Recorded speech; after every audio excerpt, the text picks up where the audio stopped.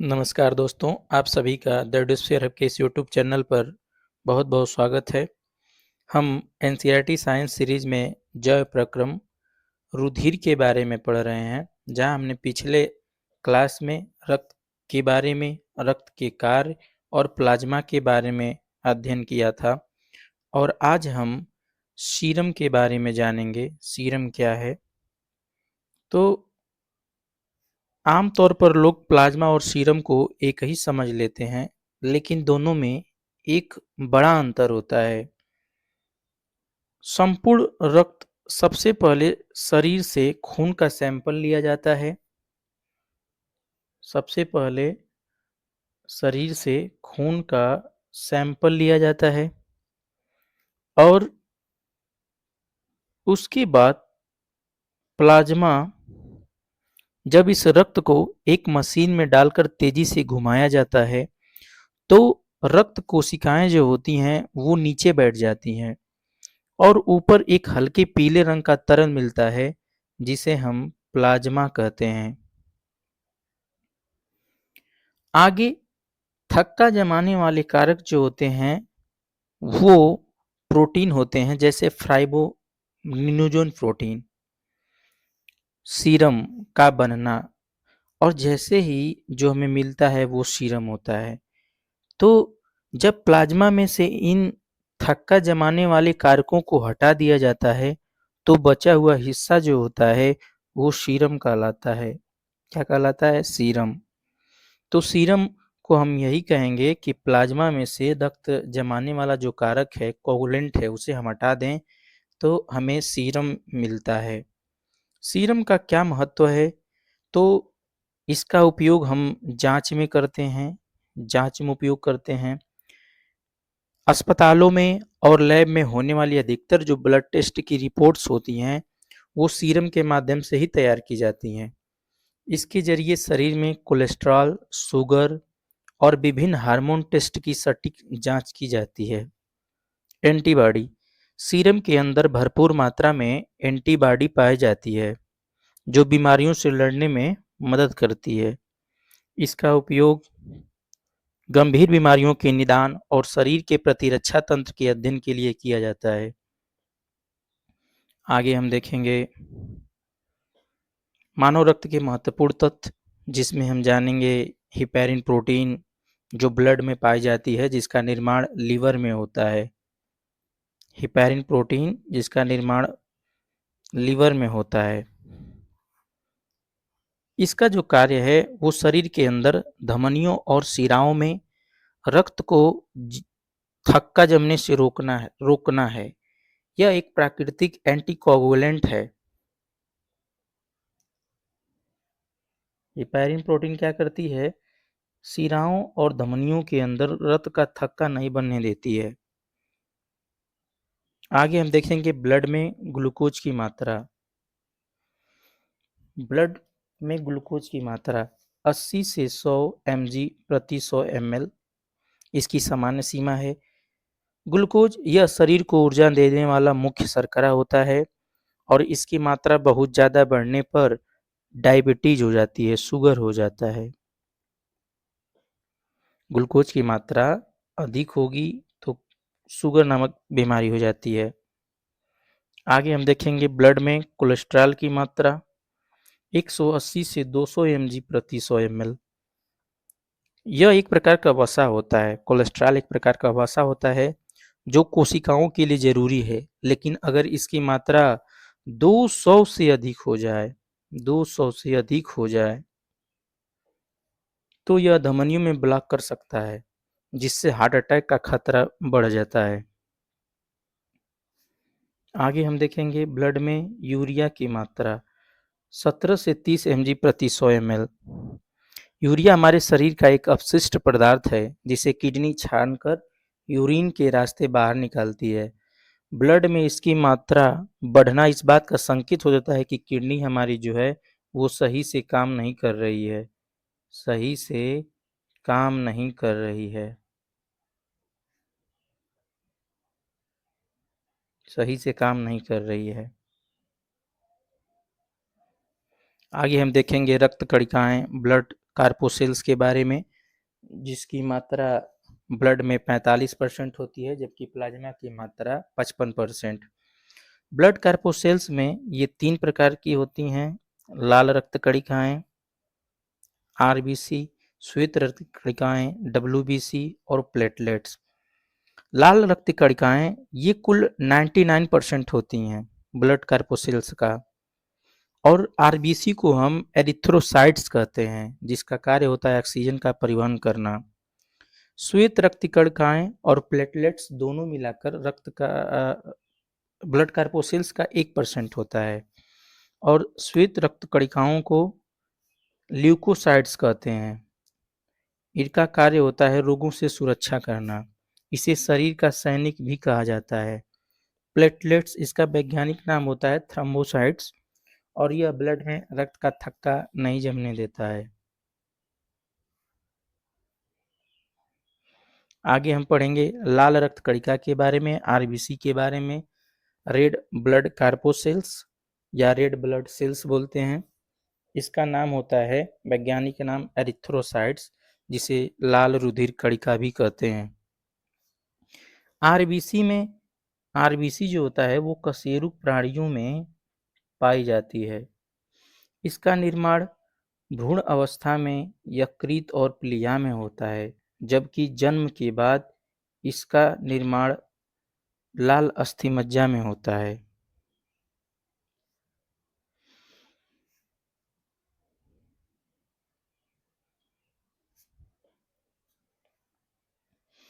निम्न स्थितियों में आरबीसी की संख्या बढ़ जाती है ताकि पर्याप्त मात्रा में ऑक्सीजन शरीर में पहुंच सके। ऊंचाई पर्वत पर जाने पर आरबीसी की संख्या बढ़ जाती है। धावक जब तेज दौड़ता है तो इसकी संख्या बढ़ जाती है। तैराक जब तैरता है तो आरबीसी की मात्रा तीव्र हो जाती है।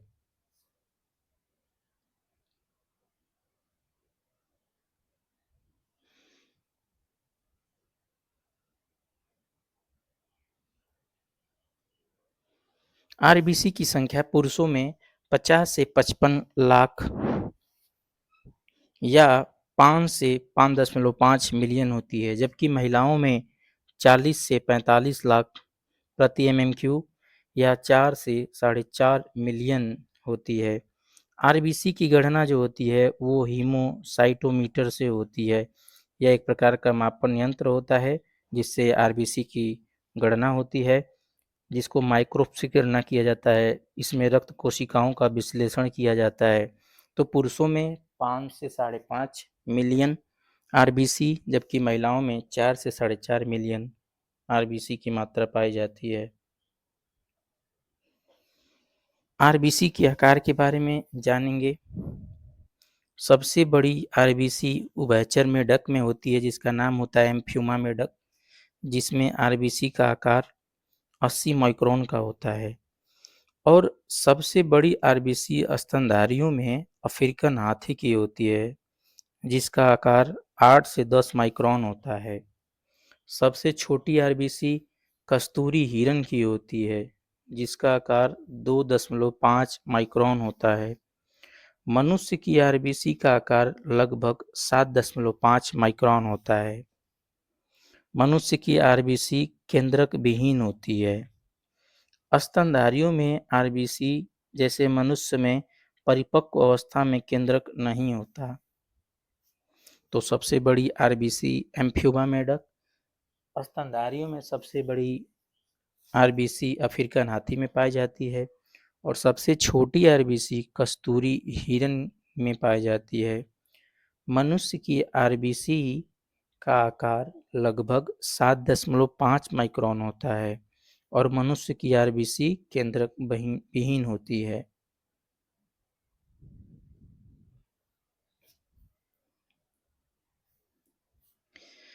आरबीसी का आकार द्विउत्तल होता है, बाइकॉनकेव द्विउत्तल।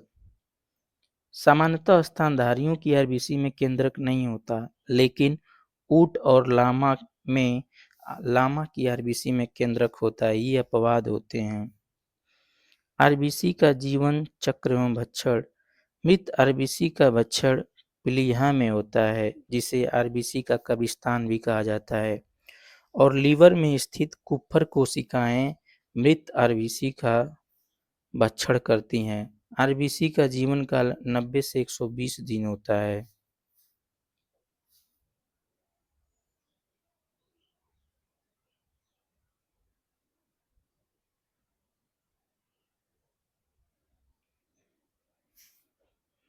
आरबीसी का आकार द्वितल केंद्रक की स्थिति या स्तनधारियों की आरबीसी में केंद्रक नहीं होता, लेकिन ऊंट और लामा में केंद्रक होता है। आरबीसी का जीवन काल 90 से 120 दिन होता है। और लीवर में कुफर कोशिकाएं आरबीसी का भक्षण करती हैं। प्लीहा को आरबीसी का कब्रिस्तान कहा जाता है। आरबीसी का मुख्य कार्य ऑक्सीजन का परिवहन करना होता है। आरबीसी की कमी से एनीमिया रोग हो जाता है। आरबीसी की अधिकता से पॉलीसीथेमिया रोग हो जाता है, जिसमें खुजली, चक्कर आता है, सांस लेने में कठिनाई आती है। आरबीसी का उत्पादन प्रत्येक व्यक्ति में हर सेकेंड 2 मिलियन आरबीसी बनती है।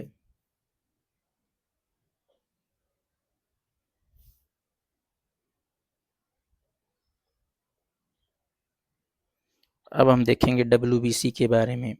डब्ल्यूबीसी श्वेत रुधिर कणिका, व्हाइट ब्लड कार्पोसेल्स, जिसका लैटिन नाम होता है ल्यूकोसाइट। ल्यूको का अर्थ होता है श्वेत और साइट का मतलब कोशिका। डब्ल्यूबीसी का निर्माण अस्थि मज्जा में होता है, पीली अस्थि मज्जा में। डब्ल्यूबीसी का आकार अनियमित आकार का होता है। डब्ल्यूबीसी की संख्या 6000 से लेकर 8000 या कहीं कहीं 7000 से लेकर 11000 भी मिलता है।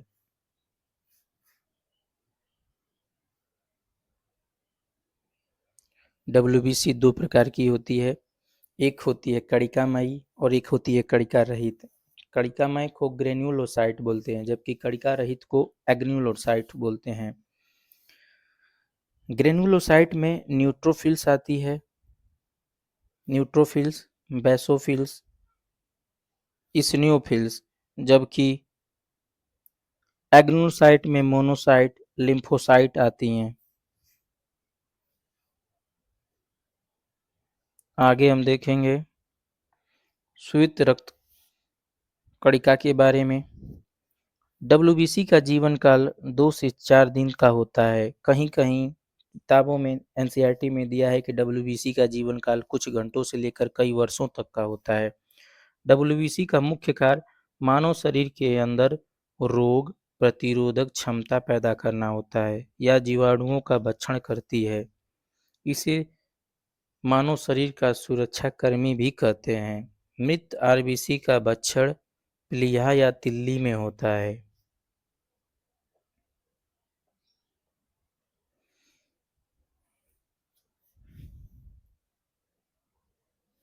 डब्ल्यूबीसी आकार में आरबीसी से बड़ी होती है।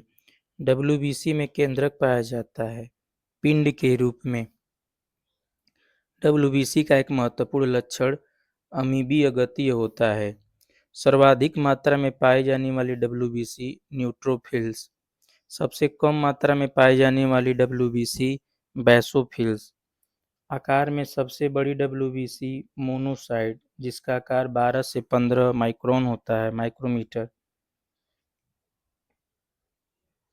आकार में सबसे छोटी डब्ल्यूबीसी लिम्फोसाइट्स होती है।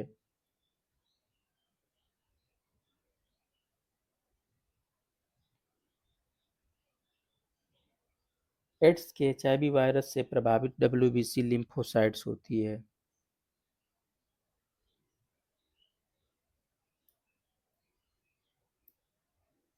डब्ल्यूबीसी की कमी से ल्यूकोपीनिया नामक रोग हो जाता है।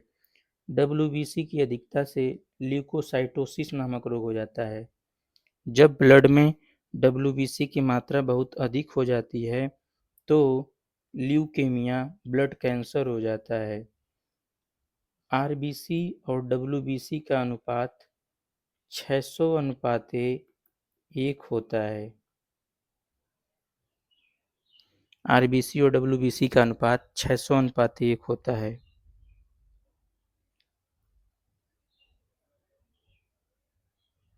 हीमोग्लोबिन। हीमोग्लोबिन आरबीसी में पाया जाता है। हीमोग्लोबिन में 4% हीमोवर्णक जबकि 96% ग्लोबिन नामक प्रोटीन पाई जाती है। हिमवर्णक में फेरस नामक लौह धातु पाई जाती है, जिसकी वजह से ब्लड का रंग लाल होता है।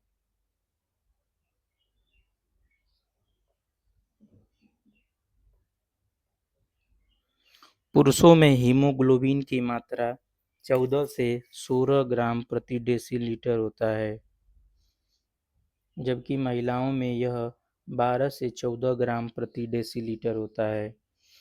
हीमोग्लोबिन का खुद का रंग बैंगनी होता है। हीमोग्लोबिन एक प्रकार की प्रोटीन होती है। हीमोग्लोबिन एक प्रकार का श्वसन वर्णक होता है। जो हीमोग्लोबिन जो होता है उसका खुद का रंग बैंगनी होता है। हीमोग्लोबिन का कार्य। हीमोग्लोबिन का एक अणु फेफड़ों से 4 ऑक्सीजन के अणुओं को जोड़कर लेकर आता है, क्योंकि हीमोग्लोबिन ऑक्सीजन का परिवहन करता है। हीमोग्लोबिन का खुद का रंग बैंगनी। यह एक प्रकार की प्रोटीन होती है जिसमें 95% ग्लोबिन या 96%, जबकि 4% हीम नामक वर्णक जिसमें फेरस नामक धातु पाई जाती है, जिसके कारण ब्लड का रंग लाल होता है। हीमोग्लोबिन की मात्रा पुरुषों में 14 से 16 ग्राम प्रति 100 ml होती है, जबकि महिलाओं में 12 से 14 ग्राम प्रति 100 ml, बच्चों में 20 ग्राम। हीमोग्लोबिन का मापन हीमोसाइटोमीटर से होता है और एक यूनिट में 350 से 400 ml ब्लड होता है।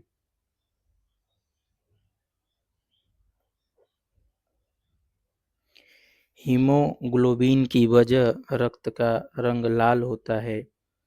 बॉडी पीएच, बॉडी टेम्परेचर को O2 का परिवहन कंट्रोल करता है।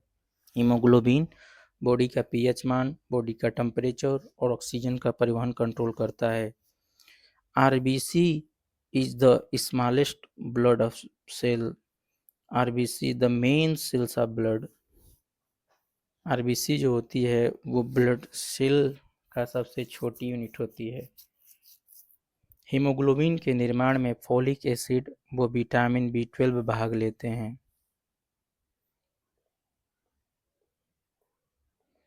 प्लेटलेट्स जिसे बिम्बाणु बोलते हैं, इसका लैटिन नाम थ्रोम्बोसाइट्स होता है, जो रक्त का थक्का बनाने वाली होती है। इसका निर्माण अस्थि मज्जा में होता है।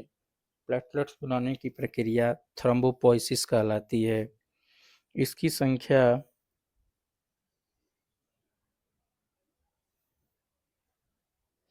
इसकी संख्या 1.5 से 3.5 लाख या 4 लाख प्रति mm³ होती है।